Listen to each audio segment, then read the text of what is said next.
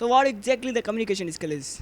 Are you following something to tackle that question? Let's answer that with our guest, Sir Pawan. Alright, so, sir, first introduce yourself. Hello, how are you? I'm fine. What about you? Well, it's not that much easy to make it to your place to have a recording video here, but it's also fine. There's a lot of water around the city. Well, in short, I'm doing great. Okay, so the question is how the people can learn communication and why exactly the communication is important. Can you help them to understand that?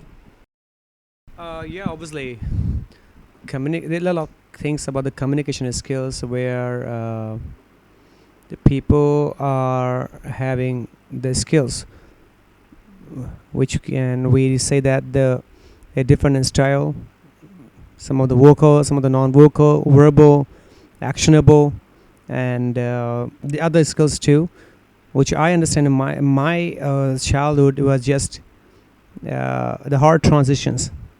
That's also a skill to show the gratitude towards the people, which we can understand easily. Skills are are the thing that comes with experiences. What I just say, for example, of last 2015 when I just first visited in China, it was different scenario for me because China is a different world. They're not proper European. The culture is different than others also. So I was at one shop here, so asking the water that I need a water. So there was a guy who was looking at me like this.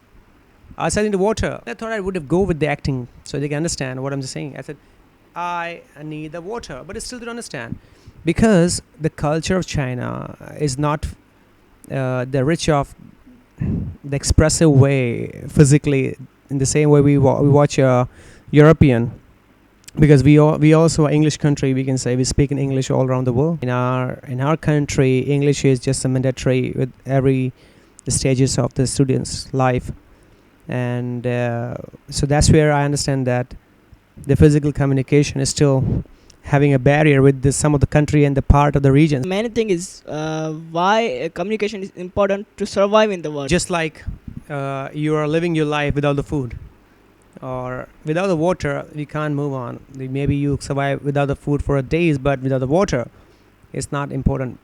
Exactly, I have an experience is back 2004 when I was very very young, very young. I was there, the city named Jodhpur, Rajasthan, in India. My mom used to work there as a NGO's social worker, we can say.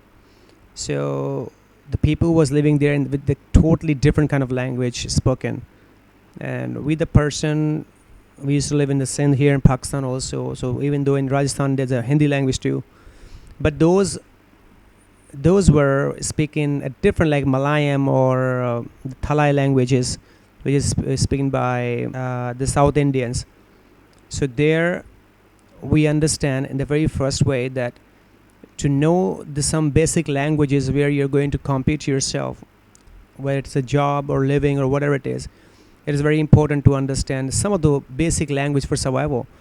For example, like I said in the first few minutes of my interview, that to understand the culture of China, it was difficult for me because there's no physical expression so all the way along there.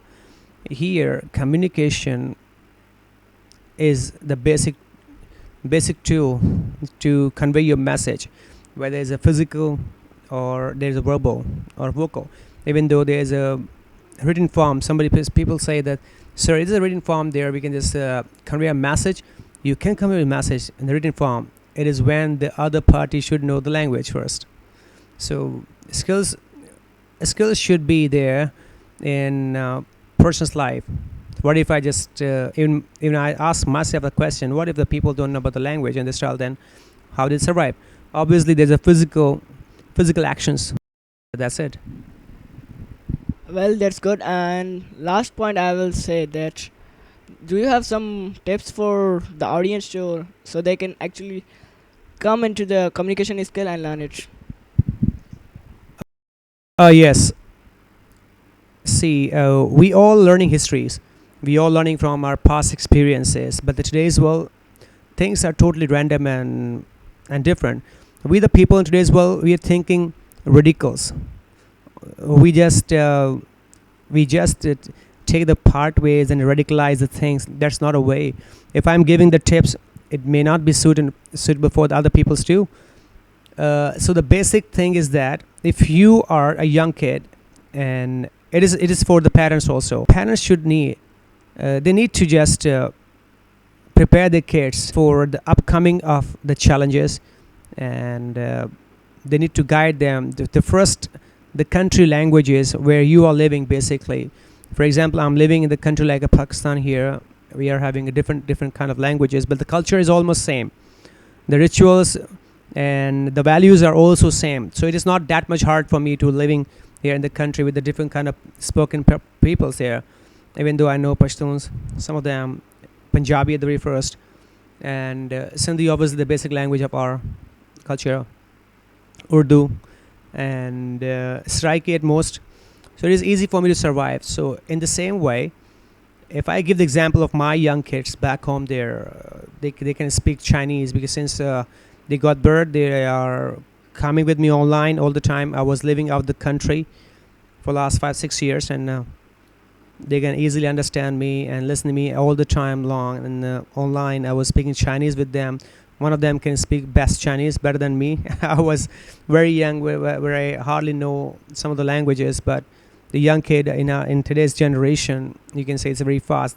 The other young kid back home, there again, they can speak very best English because the environment in my home is the kind of English, because my native language is English. Mom is speaking all the way.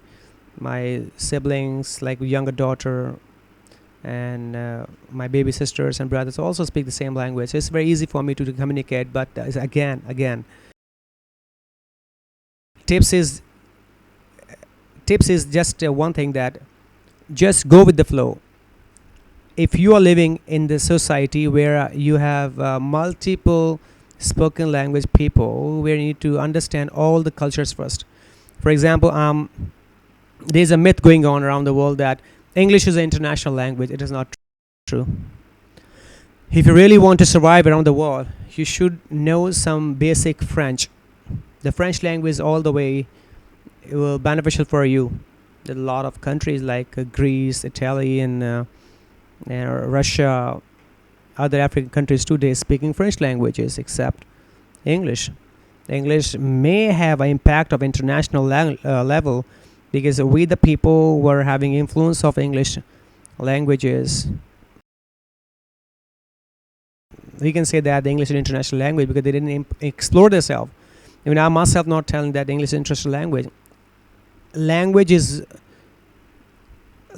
something else that you experience the most. I experience about the world here. I travel around the world twice a time, where I just discover one thing: English is not that much uh, important as much as the French too. Maybe I'm having a different environment over there.